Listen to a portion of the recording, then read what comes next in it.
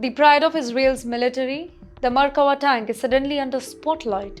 Now, for decades, this particular machine has been the backbone of Israeli army, designed to be one of the toughest tanks in the world.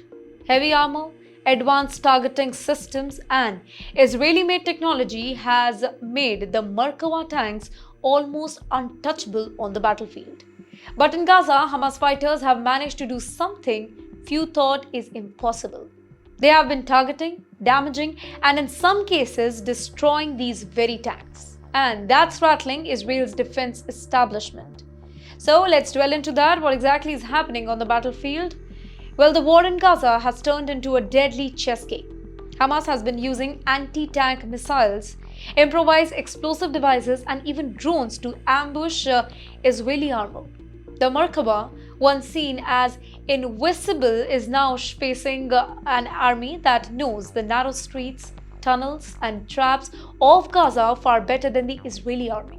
And every single time a Merkava is hit, Hamas calls it a huge victory, and that too both militarily and psychologically.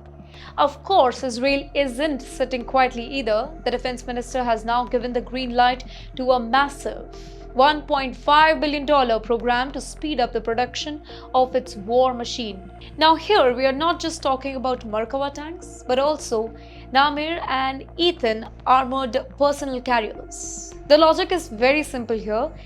If Hamas is destroying equipments, Israel will replace it faster than it can be taken down. Factories have been told to ramp up productions, and new technologies have been added to strengthen the armor and protection system against drones and missiles. But here's the bigger picture, ladies and gentlemen. Tanks are more than just machines. They are symbols of power, right? When Hamas damages or destroys one, it's not just hardware being lost, it's Israel's image of military dominance taking a hit. Now, for the Israeli public, watching this invisible tanks burns shake their confidence. For Hamas, it becomes a propaganda tool to show the world that they can stand up to a stronger, better equipped force. The story of the Merkava in Gaza is no longer just about hardware. It is about perception, it is about morale and the future of modern warfare. Can heavy tanks survive in a battlefield dominated by drones, tunnels, and fighters? Or is Israel fighting a war where its greatest weapons are becoming its greatest vulnerabilities? Now that's the question both the battlefields and the factories are now trying to answer.